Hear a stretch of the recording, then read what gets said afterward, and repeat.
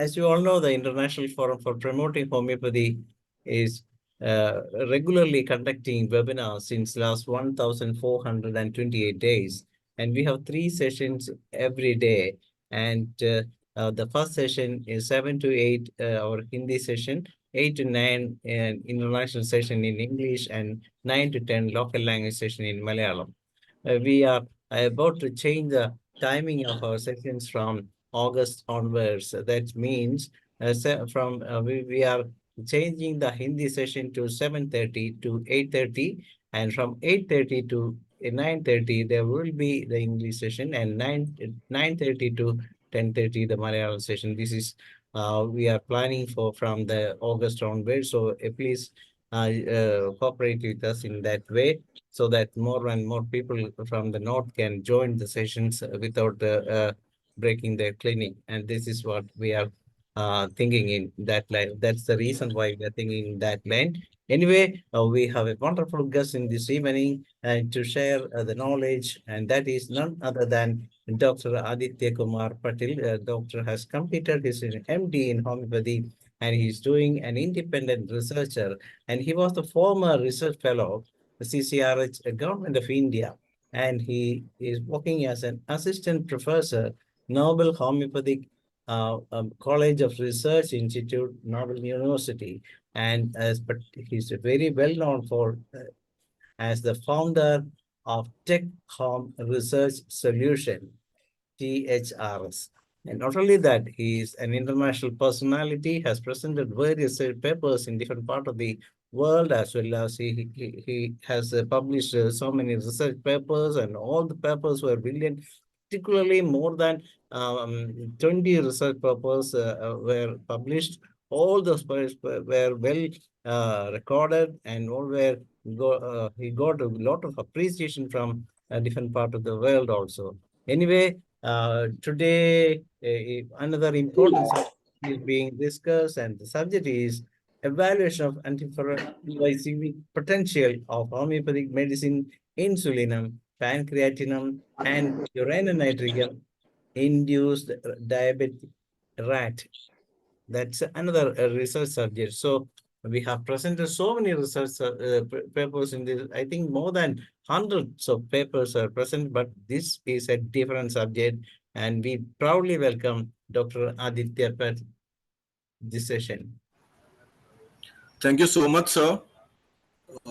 Sir, can I share my screen? Yes, sir. Let me try whether you are co-host or not. Yes, yes, you can share. Okay, sure.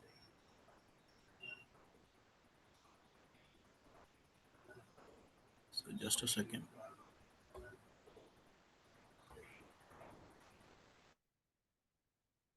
You are not using your. So can you all see the screen? It's coming. Okay, sir. So before proceeding for this session, I'm thankful to Dr. M.K. Sawhney, sir, and the whole team of IFPH. In a very short span of time, sir has given me this opportunity to explain you all about the journey of this study. This study was currently being appreciated with many of the researchers, and similarly it has been identified as a potential study which can be further explored in the clinical trials. This study was conducted in the year 2020, and in my post graduation I usually have a lot of remedy differentiation within understanding the perspectives in animal studies and comparing its results within the clinical trials.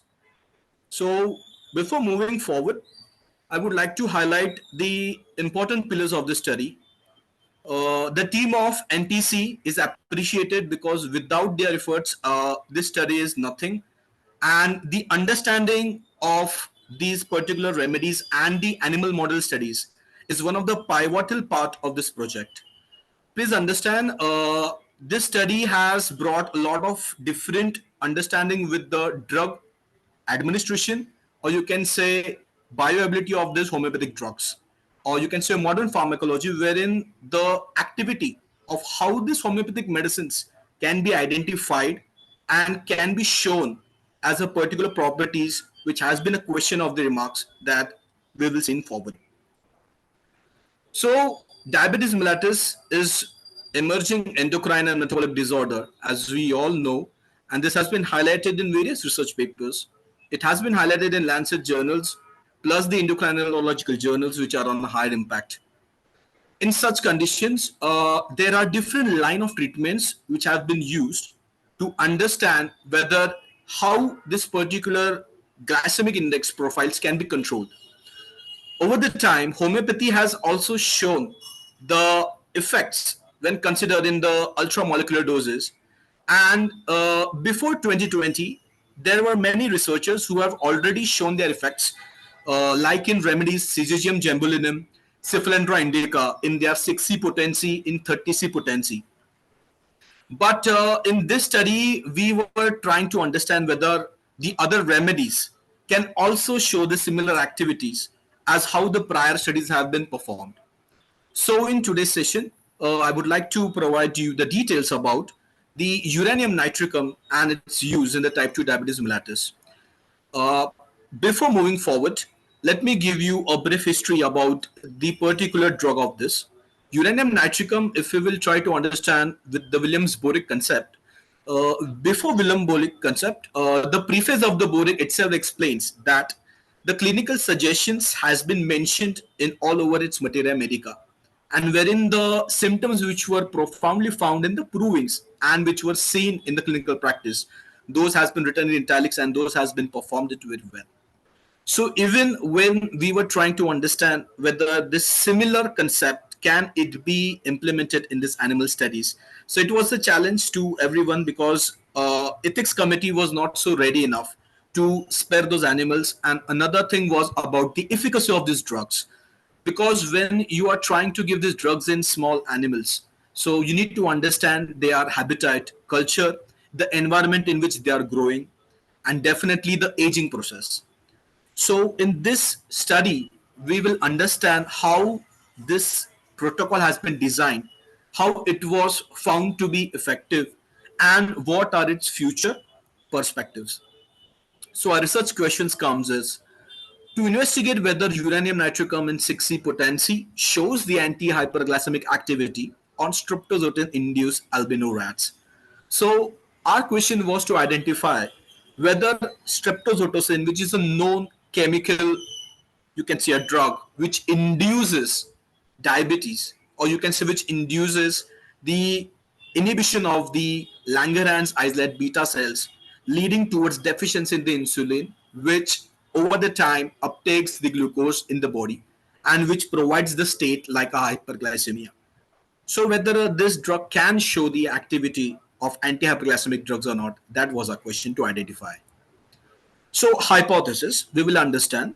So before moving forward, we understood two statements. Number one, either uranium nitricum 6C will show the anti-hyperglycemic activity, which is considered as the alternative hypothesis, or it might not show any activity. So it might be similar activity as you can say the control or standard control, or you can say wherein there is no any disease control used. Okay, so there is no any association, so we go for the null hypothesis. What was our aim? So our aim was to screen this anti-hyperglycemic activity again, uranium nitricum in 6C in induced diabetes rats. What were our objectives? To identify the anti-hyperglycemic activity of uranium nitricum in 6C potency on the streptococcus albino rats. Second, to identify the activity among these different groups comparing with the control study. Okay, so in this we have used control as a glimepiride drug of choice. And the third, to study oral glucose tolerance test, that is OGTT, of uranium nitricum and compare it with the other drugs which have been used in this experiment. So before proceeding, we should have the update of review of literature of how much of the data has been collected for this particular drug study, plus how many studies have been conducted with the homeopathic medicines on animal models, on cell line studies. Are there any, you can say, cell intake studies, clinical trials, if they are in meta-analysis. So if you will see in front of your screen that there are different keywords which have been used. We have two different words of homeopathy, Dr. uranium Adi, nitricum. hello. Yes, yes, Doctor, sir. the slides are not moving. Already the Uh, first, just a second, sir. okay,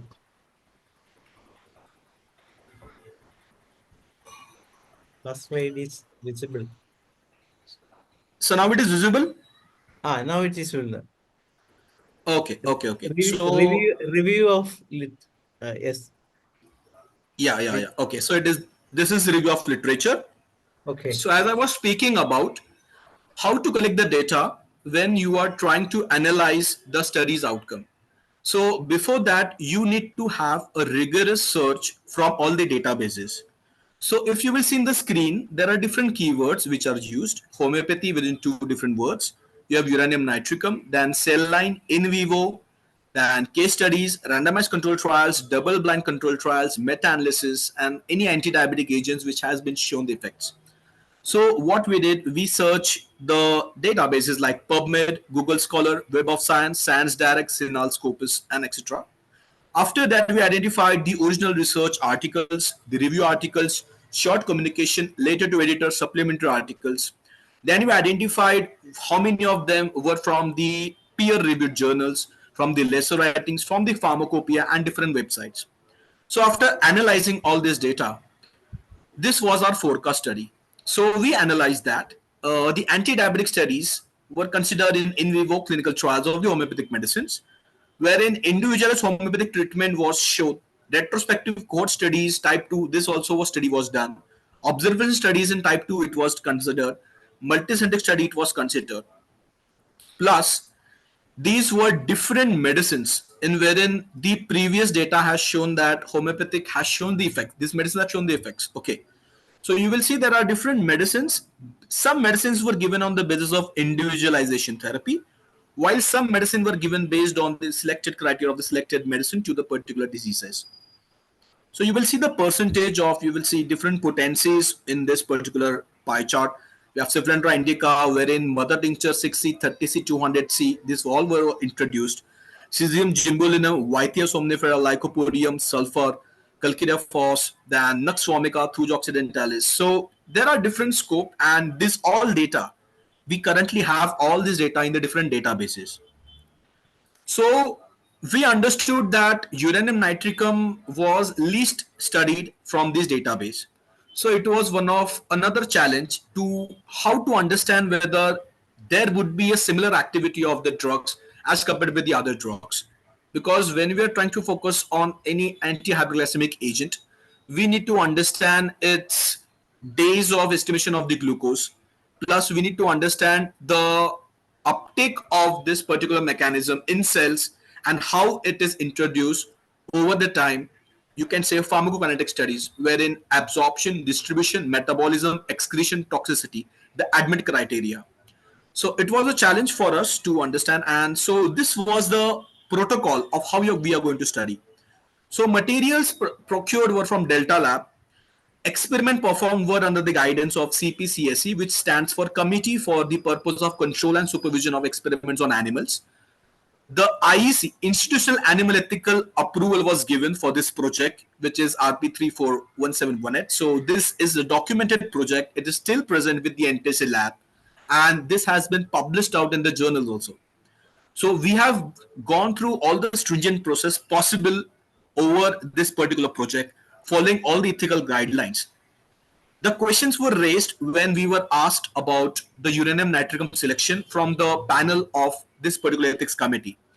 So we had the previous, you can say, clinical suggestions provided by our masters, Samuel Hahnemann, plus the followers like we have Constantine Herring, William Borick, and other particular Keynes repertoire. And we were trying to understand what justification can we provide for this drug, as it we can get the particular understanding and its results in this particular study. So we procured this drug from Mangalore, that is St. George, and this was its batch number. The physical test of this particular sample was conducted, wherein all the details have been mentioned about how the sample was procured, its particular presence and its, you can say, physiochemical and evaluations and methods. The dose selection was based on the previous studies which were conducted on different animal models. So if you will see, we have shown here that 0.06 ml, which is estimated for the 100-gram body weight of this particular drug. Now, there is a lot of dose escalation studies in homeopathy. If I will convert this 0.06 ml into a microliter, it will be approximate about 62 you can say microliter or milliliters. Some studies have shown 75 milliliters for 100 grams. Some studies have shown 20 milliliters for 100 gram. So there is a difference of those variations. So we removed the average, and wherein we have seen the effects, we have gone for the studies of Syphilandra indica, Cesium gimbolinum. So we assumed in initially hypothesis that we will go for this particular dosage in introducing with this study. And the dose selection for the glimepiride, you can say, was considered based on the standard protocol of the ethics committee, and which has been approved by the CPCAC guidelines also. So 10 milligram per kg and body weight it was considered. Induction of diabetes. So how was diabetes induction? Means how it was induced in this particular animals. So 30 milligram of dose was given subcutaneously for this 30 animals, and which were waiting for 200 gram of weight. Okay, and the streptozotocin was suspended at the concentration of 6 milligram per ml. After the induction of streptozotocin, our first priority was to check whether these rats have been showing diabetes activity or not. So we were checking their blood glucose level, and the fasting blood glucose should be more as compared with the p-value of 0.01 as compared with the normal control animals. Initially, 24 rats were given streptozotocin dose at 30 milligram per kg subcutaneous to undergo induction of the type 2 diabetes mellitus. And the surviving rats, which were showing 300 milligram of sugar in their blood glucose, those were divided into further 3 groups, wherein the normal control was excluded. So these were the experimental design you will see. For currently, we are focusing on uranium nitricum. This similar design was used for insulinum also and pancreatinum also. But for today's session, we will focus more on this particular drug. So you will see there are 4 groups: normal control, wherein no particular treatment was given; disease control, wherein only streptozotocin drug was given; third was about diabetic rats with streptozotocin with marketed standard drug, that is glimepiride; and the fourth one was diabetic rats plus uranium nitricum only, which was the 6C potency. Yes, so parameters what we have analyzed. So after induction of the diabetes, the test drug which was administered was for the duration of 28 days to evaluate the anti-diabetic activity.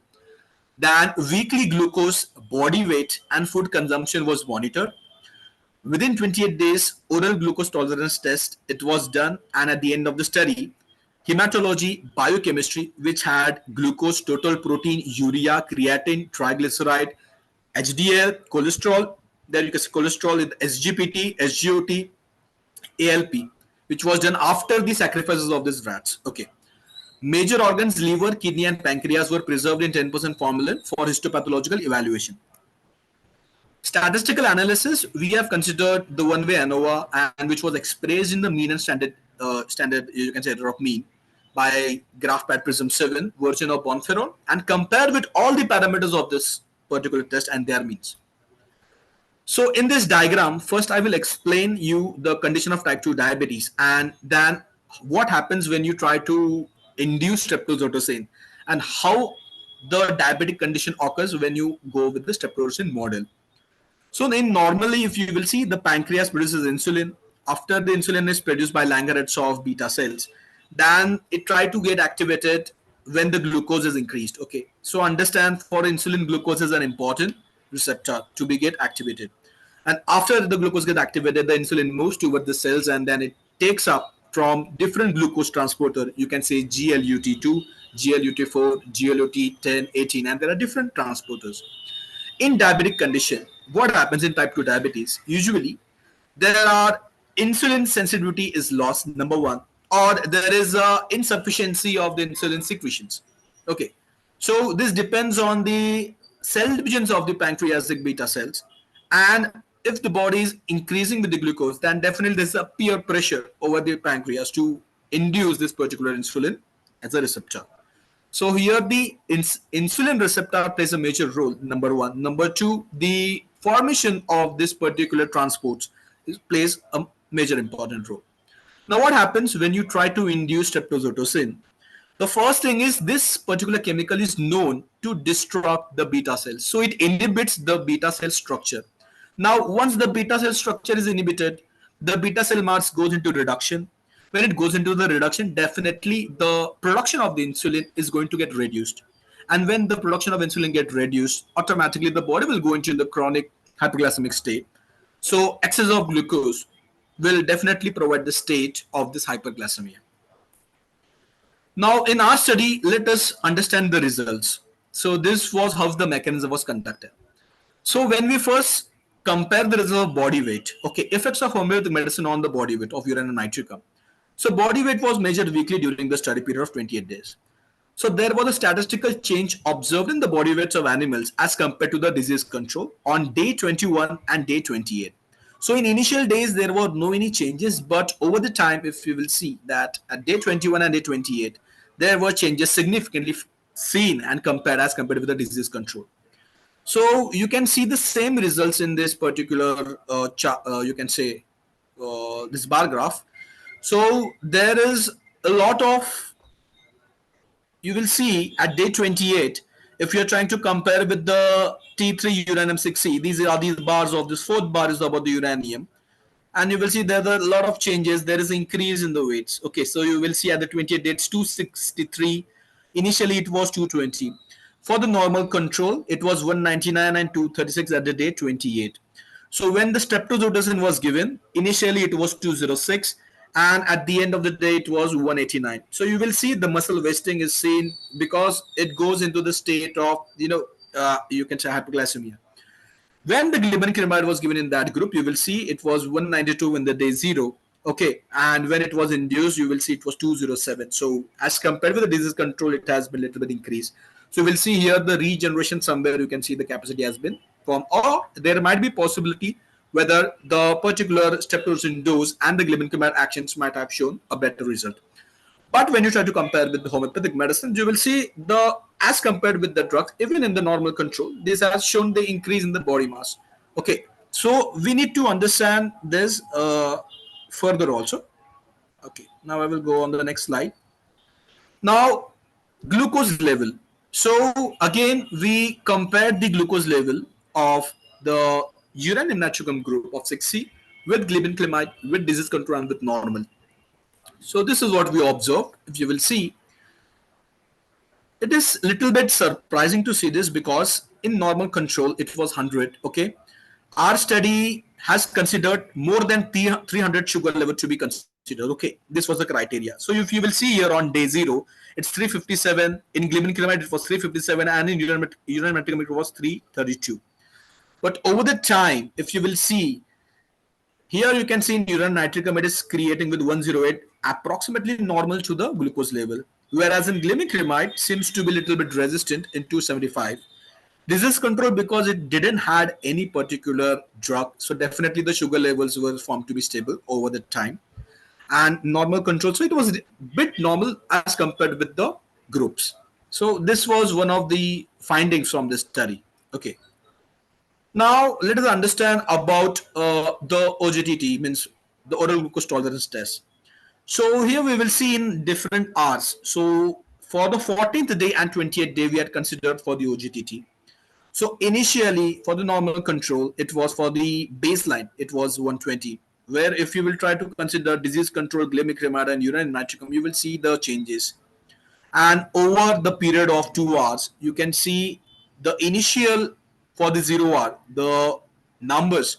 Now you can see that there has been change. It means the drug which were induced, they are somewhere showing the increase in either in the insulin sensitivity, or somewhere they are regenerating the capacity. So again, this was a hypothesis for us again to conclude further also.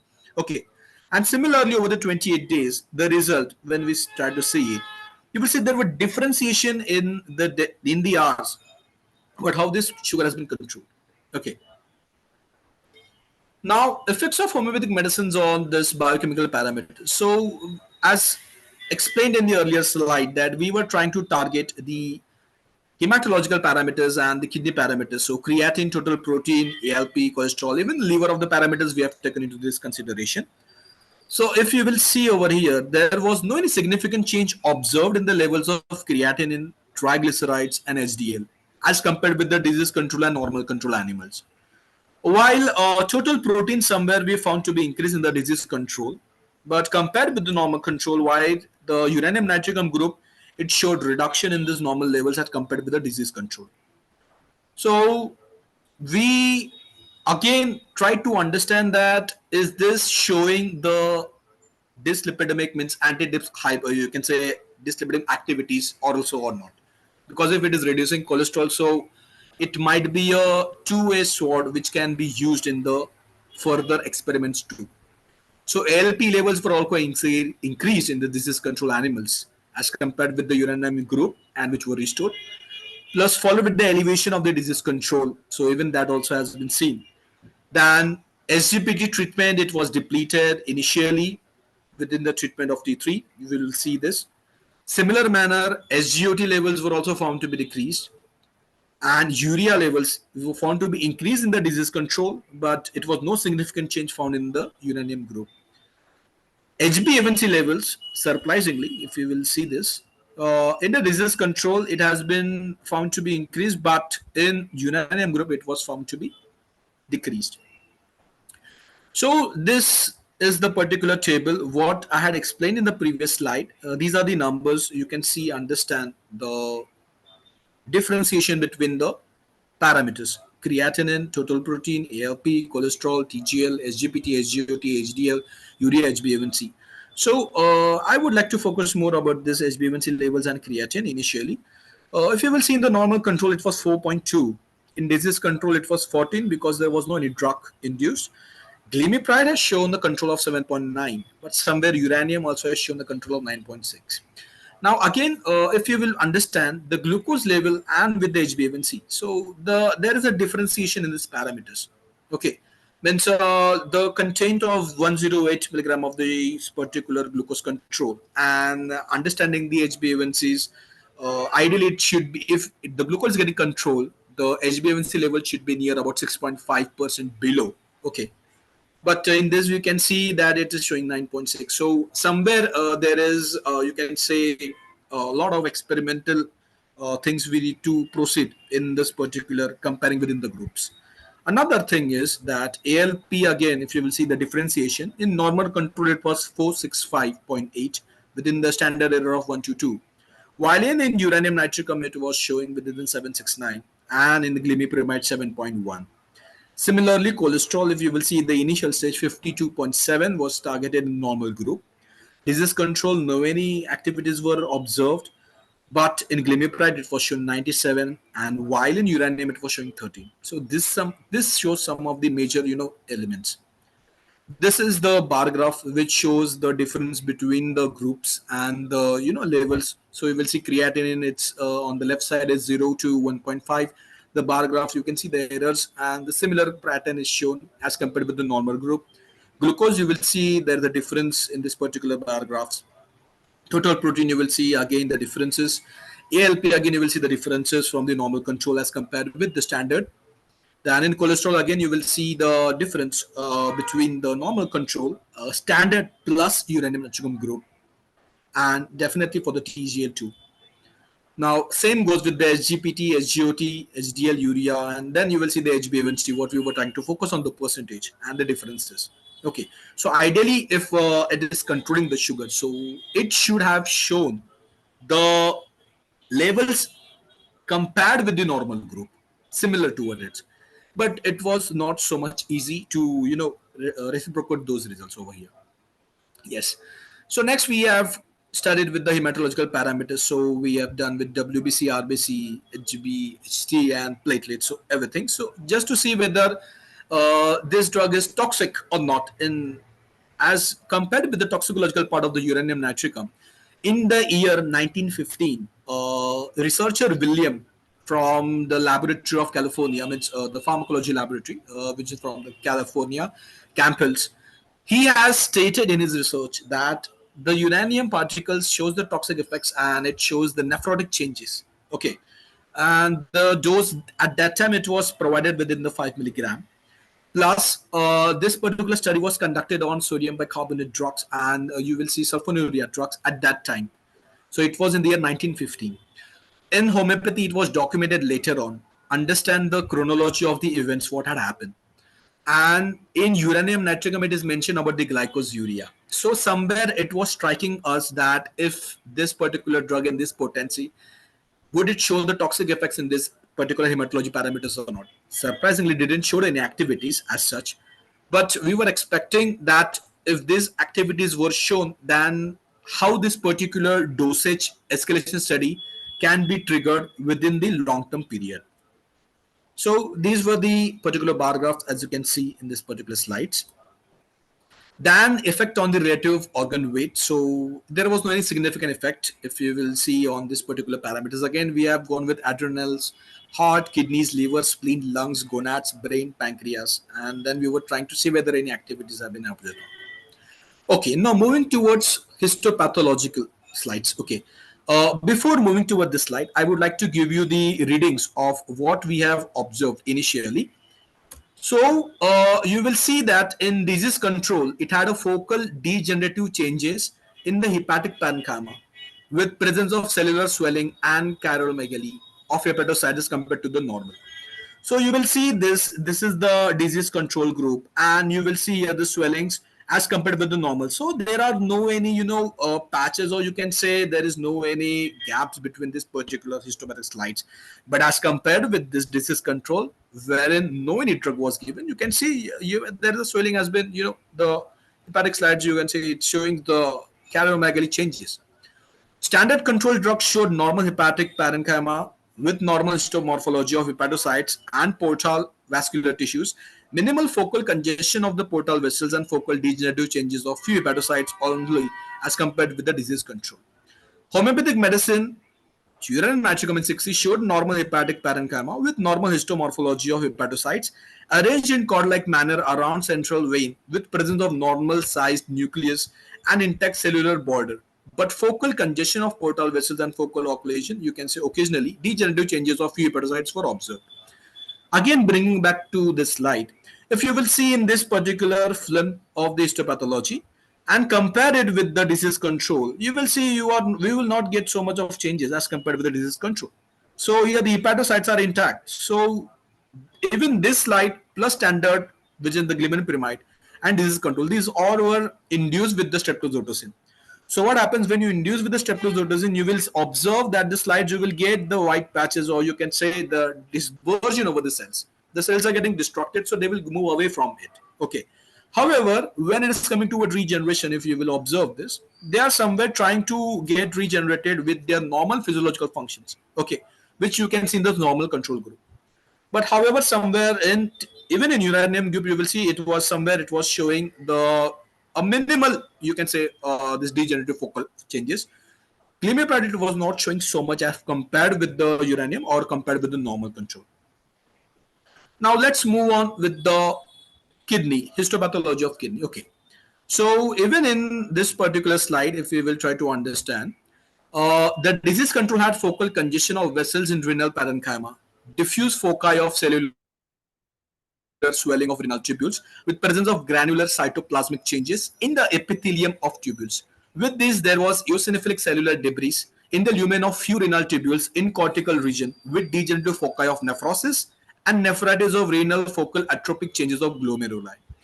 Standard control drugs showed normal histomorphology of glomeruli and renal tubules with intact cellular features and intact nucleus in tubules. Minimal focal congestion of vessels in renal parenchyma and focal areas of cellular swelling of renal tubules with presence of glandular cytoplasmic changes in the epithelium of the tubules is noticed as compared with the disease control.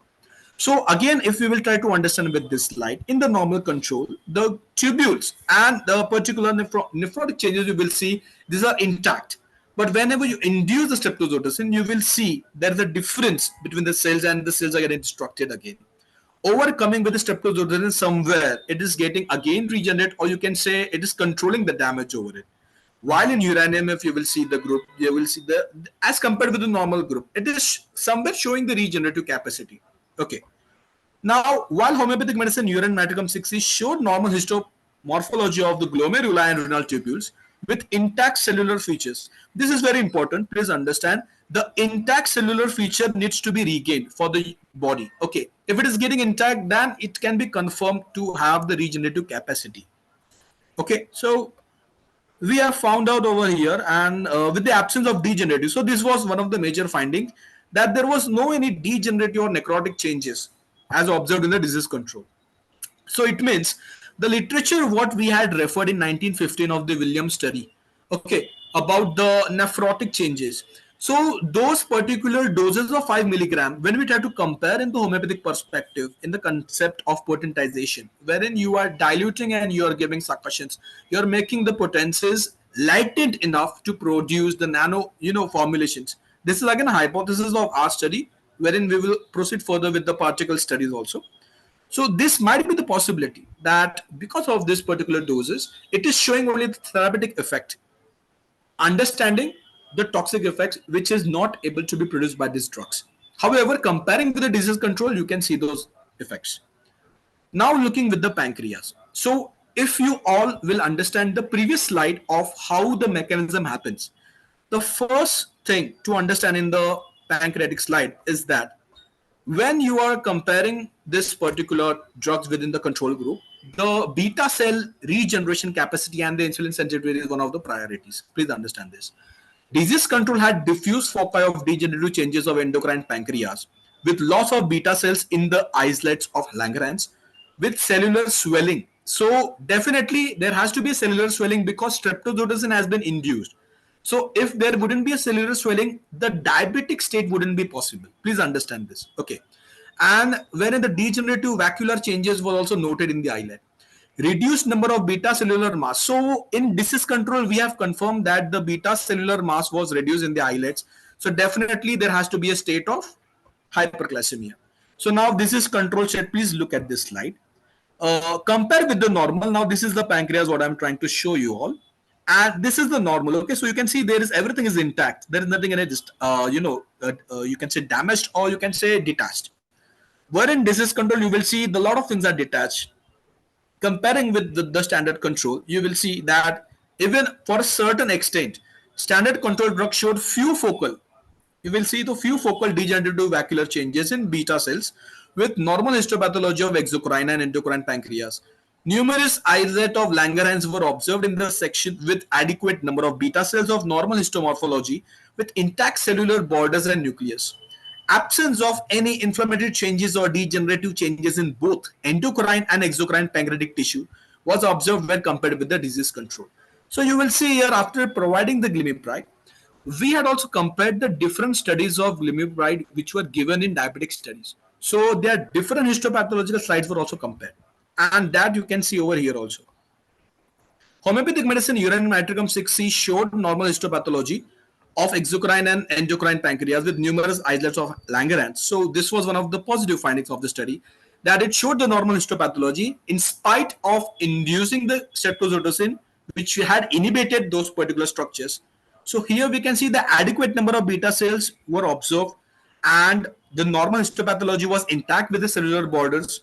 So see, compare the image of uranium nitricum slides with normal slides. You will see there is an intact. But if you try to compare it with the glimepiride, you will see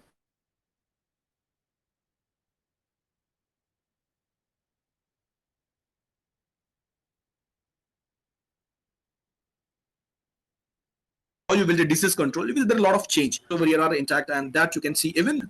So this is one of the confirmatory that the dose has been induced, because many of the researchers they question that if you are giving so much of dose, which is of highly you can say a few drops in those particular animals, the dose when you're giving in the drops, how much it will go inside the body, plus how it will react. Because as per modern pharmacology, this is very difficult to digest because they work based on their body weight calculations. But in homeopathic studies, what previous researchers have conducted, we observed a similar protocol and then we are trying to bring this particular finding with this particular domain. So After this, we thought of looking forward whether is it possible, to trace nanoparticles in this particular sample of uranium nitricum. So we performed TM analysis, EDX, and selected area electronic diffraction patterns. So electronic diffraction patterns also, and trans electron microscopic analysis of this uranium nitricum. So it's an inorganic salt. We almost know this. And when you are working with the salts, like in natrium, is also one of the inorganic salts. So it is the chances of getting detected is a little bit on a difficult. Means the methodology needs to be standardized definitely. So this is the image what we have seen from this particular sample. Now, if uranium nitricum 6C is showing so much of anti-hyperglycemic changes in this particular experiment, so we were trying to understand that what has that particular dose inside into this particular potency, which is showing such effect. So this was completely the perspective of physiochemical analysis. Please understand this. And over here, we will see that we had not observed any patterns. If you will see in the EDX images, at 5 to 10 nanometers, this some of these particles were traced. Okay, so when many of the researchers, they question that why the alcohol group was not used, because the medicines were having the percentage of alcohol increase in these potencies. So it depends on the study protocol and on the ethical guidelines too. Using animals for alcohol toxicity effects have been already done by many researchers. But in this study, we were trying to understand whether this particular drug has this effect, and if it is having the effect, whether the potencies had those particular structures present or not. But we were not confident enough to move forward, because even if you will see, this is the actually selected area diffraction pattern. We need to compare this pattern with the chemical index of the boards of the IUC of this particular nanoparticle structures, and then we need to understand the refractive patterns of this drug, whether it with the chemical formula of this nitrile group or not. Similarly, if you will see here, the oxygen molecule is present, silica was present. So silica was present because silica came out from the bottle. The homeopathic medicine are preserved. Oxygen, it is a basic element, so it has to be there, and that was also one of the presence of that particular molecule. However, here the peak were observed, but which was not so confident enough to convey that whether these molecules were there or not. So the study is still going on to verify whether these particular molecules are being able to trace it or not. IIT Bombay group of the researchers in 2010, they have shown this activities of the particles in this in different groups of remedies, which were the metal groups. Okay, but similarly, we were trying to impose those particular processes in this study, but still we are trying to move ahead with some conclusions. Now let us understand the probable mechanism of this action of this drug. So let I had explained you before also that streptozotocin causes swelling in the pancreas, leading to degeneration in the Langerhans of the acids of beta cells, creating the condition of hyperglycemic, hypoinsulinemia, or you can say hyperlipidemic. Diabetic state cause STZ is due to generation of free radicals in nitric oxide, which impairs the function of beta cells. So in our study, blood glucose level in streptozotocin induced diabetic rats were lowered after administration of this homeopathic medicine in 6C orally. The hypoglycemic activity of uranium nitricum 6C might be due to. So now we are again claiming a hypothesis that this activity might be due to glucose uptake metabolism via inhibition of hepatic gluconeogenesis in adipose tissue. Why we are saying this? Because we have seen those in the liver histopathological slides. So we have tried to impose this particular statement. The remaining pancreatic beta cells might have stimulated the secretion of insulin. Why we are saying this again is based on the pancreatic slides of this particular treatment group. In diabetic rat, deficiency of carbohydrates for the energy metabolism might have resulted degradation of structural protein and fats, leading to reduction in the body weight. Uranium nitricum group showed the blood glucose stabilization effects, which prevented the loss of body weight in diabetic rats. Now, again further moving with this particular destructive changes, streptozotocin cause selective destruction in the beta cells that we have seen it. So this might have led to the generation of free radicals by oxidation of excessive glucose, the non-enzymatic glycation of proteins, and subsequent oxidative degradation of glycation proteins, therefore increase in the HbA1c. So as we have shown you on the previous slide that the percentage of HbA1c should be 6.5. If it is showing hyper 14% or above. So there is definitely the induction of the streptozotocin which is creating this glycation activity. In our study, urine nitricum significantly reduced it, but not towards the normal HbA1c levels. Please understand this. And that is why we are trying to put forth the hypothesis that this might be due to the antioxidative activity. Understanding of for the oxidative activity, you require a particular phytochemical, or you can say which is having that particular, inhibiting those free radicals. But in this, we try to put forth this particular hypothesis again. This lipidemia is a secondary complication accompanied by long-term effects of diabetes and had been discussed many times during the past decades. So in our study, we have seen the increase in this level significantly. Abnormal concentration of the lipids that was also found and disturbed with the hormonal sensitivity of enzymes of lipase also we have seen it. And insulin deficiency causes this increased concentration that allows the mobilization of free fatty acids from peripheral fat repository. So after administration of this homeopathic drug, the levels were found to be normal. It means that this particular drug of 6C potency has no any toxic effects because it is normalizing the things. So it shows a positive side over here too, which if you try to compare with the disease control, you will see that there is a lot of dearrangement in these particular parameters. And also it is showing the lipids lowering activity too. Therefore, urine nitricum 6C has a significant role against the diabetic associated complications too. So even from this study, we were trying to impose that not only type 2 glucose control, but further complications also this drug might show. So different perspectives does provides this particular studies that needs to be conducted within the sphere of this. Conclusion: based on the above results, it can be concluded that the test sample T3 uranium nitricum 6C potency may act as an anti-hyperglycemic agent in experimental rats at the given dose. However, further studies are required to find out the exact mechanism of action. Limitation of the study. Now, please understand, we all know that this study was conducted for the 28 days, but that study needs to be exceeded with 90 days to see the prolonged activity. There might be possibility that results what we are seeing now, it might change when the drug is getting induced for more than 90 days. Number one. Number two, HbA1c as a parameter needs to check after 90 days because the 3 months you can say the glucose, you will see a lot of changes. However, in initial stage, we just wanted to see whether there is any initial potent change or not, which is seen in 1 month. That is why we have used this particular criteria. Animal model for diabetes needs to be tested on various models. Like this study was conducted on streptozotocin. There are different models like high fat diet model with streptozotocin, alloxin models, Zucker rat model, etc. Control of ethanol must be involved in further studies to communicate that ethanol is just showing as the disease control in this group and not showing in therapeutic effects. So this again brings the ethical concern of this homeopathic remedies too. And uranium nitricum 12C and all the above potencies needs to be comparatively studied. So further ongoing studies, what are we currently doing with this particular results? So individualized homeopathic treatment. So not only we are focusing now with the uranium group, but we are focusing on individualized homeopathic treatment too, and comparing with the placebo controls means. And it is currently these studies are still going on. The data is still getting, collected, and then we're trying to analyze it.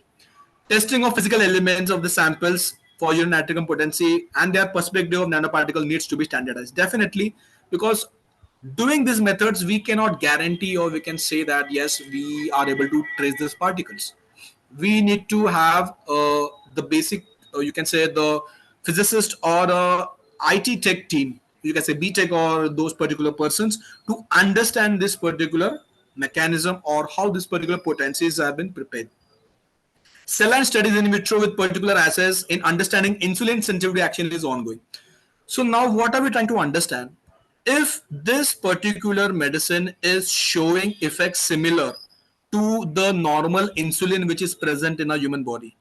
So you can understand that insulin homologous which is given for treating this diabetic conditions where the insulin's peak are above 300.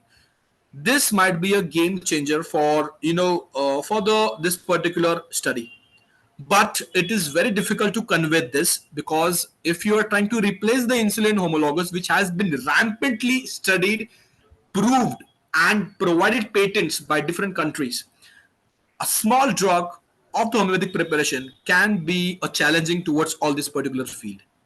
Serum insulin assay needs to be assessed in order to identify exact mechanism of action too, because we need to understand what this drug is showing the interaction within these insulin receptors too.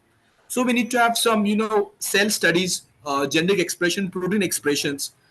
Even that docking studies for a time might be a priority prior to going forward for the studies. So these are the references for what I have been speaking with, and this is my profile currently. What I have been doing work. For more updates, you all can join on ResearchGate. I have my profile over here, and you can take a scan or this QR code for more updates on what all activities we are doing. So you can pause the video for 1 minute and you can take a scan of this particular QR code. You will get all the details of THRS, what we are working. I'm thankful to NTS. I'm thankful to St. George, because without their support, this study wouldn't be possible. And the most important part, I'm thankful for IFPH members, Sahani sir, and all their groups to giving me this opportunity to explain this study and to provide you the details about it.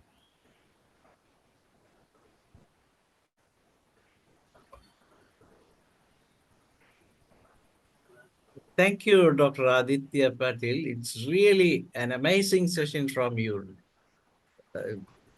So far, nobody has presented such a powerful session in research subject. There are different presentations from different part, but your presentation was far powerful than anything, because this is an area that diabetes mellitus is one of the disease, one of the kind of the health problem that affect almost 30 to 40% of the people in the coming era. So we will have to get ready to conquer the diabetes with our tools. And some people still believe that homeopathy is a pseudoscience. So this is the fitting reply for to them. That's what I have observed, because this kind of researchers need to be published everywhere, not only in media. We have to use all kind of medias, as well as the print media, television media, as well as the social media. So then only people will know that these are the kind of research work is there with homeopathy also. That's the kind of beauty of your presentation. Definitely, we will upload the session tomorrow itself, so that we can share with almost all kind of medias that go through the things. And there are people who are not aware about this kind of things that can deal with the homeopathic medicine. Definitely, it is one of the best session as far as we are concerned. We are really appreciate you for your effort you took for this research work. And congratulations, because there are doctors who always confined in the clinics, and because most of us are doing such for the livelihood also, as well as the love of homeopathy. But this kind of research work is really appreciable. And thank you for such a beautiful session. I invite participants to say a few words on this presentation, and Dr. Bob Lim from Malaysia is always there to talk. Okay, Dr. Bob, you can come up and speak.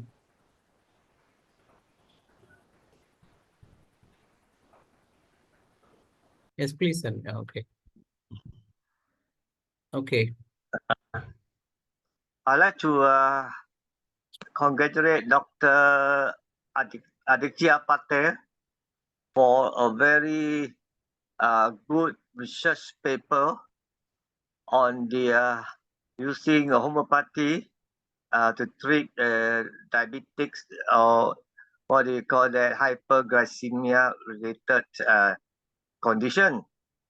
And using all these laboratory tests in the disease control group is on a lab test, and I feel that this is a very good start, and I hope that he can further his research on human beings instead of doing it in vitro in the lab. But at least in the lab we have this control, and we've proven that homeopathic remedy works And in this case, that we have confidence in this uranium nitricum 6C, which can protect the pancreatic cells and even the kidney cells from injury due to hyperglycemia. And I'd like to say congratulations once more. But in the further research, I hope that you also can consider other homeopathic remedy like cesium, which also can help to reduce blood sugar. So over to you, Dr. Dilip Patil. What is your comment? Yes, sir. I'm really thankful for the gestures what the committee has given for me, and definitely, Bob, sir, that your comments are really valuable for this insight. Yes, you have rightly said, sir, that we definitely need to do a clinical trial protocol over this particular drugs because the homeopathic system has been invented based on the healthy provings. All the contextual texts in the colleges, or you will see all over what the students are learning is from the homeopathic protocol, the drug proving protocol. While in today's genre, the preface of the books, the clinical suggestions, and definitely the results which needs to be replicated within the animal studies and needs to be seen in the clinical trials are the pivotal parts. This has to hit the meta-analysis studies also, because if we have a strong connection with this particular levels showing the efficacy, definitely the people will use this particular options more prior than using those drugs which are already showing the degenerative changes, or you can say damage control. This all drugs have some or the other side effects that we can understand, but it's again the time and it's again the compulsion of the studies. We will definitely take your consideration, sir, for this particular research. Yeah, thank you, Dr. Aditya. I forgot to mention that you give me a very good impression and good result that using homeopathy uranium can have a good effect on the liver function tests like SGOT and ADP and ATP. Okay. I think the patient, Yes, if we given this to our patient, I think they could improve their liver function test and the kidney function test too. In this case, for hyperglycemia patients. Thank you very much. yes, sir. Yes, Over sir. to you. It's a very good question and excellent answer. And now it's over to Dr. Ramparay sir to say vote of thanks, sir. Thank you, Dr. Dhaneji. Congratulations, Dr. Aditya Patil. Very nice presentation. Very good Thank you so much, describe sir. of nitricum. Very good describe of uranium nitricum. Potency, 6 potency, and a structural chain, a structural curative way of treatment, only for homeopathy, not allopathy. Yes, sir. Yes, sir. So endocrine glands deficiency due to emotional, uh, only one word, anxiety, fear, and only one word, insulty. Diabetes, main cause of this diabetes, insulty is the main cause of diabetes. Very, very thanks, and behalf of IFPH, very, very thanks. Again, Thank you so much, presentation. sir. Thank you, very, very thanks. Thank you, sir, for your valuable gestures. Thank you so much, sir. Thank you, Dr. Ramparay sir. Tomorrow we will have a session from Dr. Srirak Dilip Kumar Patil, and sir will be presenting on standard treatment guideline in asthma, part 1. There will be 2 sessions. I hope everybody enjoyed today's session from Dr. Aditya Patil, because that was the power of the presentation. Hope we can have some more presentation in the coming edition of our webinars from Dr. Aditya Patil. And we once again thanking you for the session, and those who participated in the session. Hope all of you will be there with us tomorrow at the same time. You can use the same link for the sessions every day.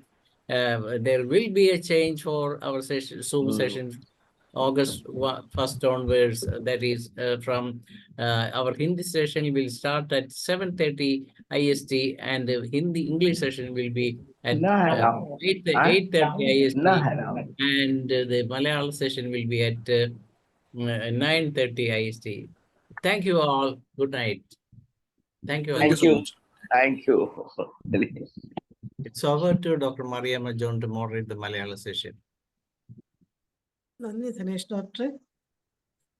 എല്ലാവർക്കും നമസ്കാരം.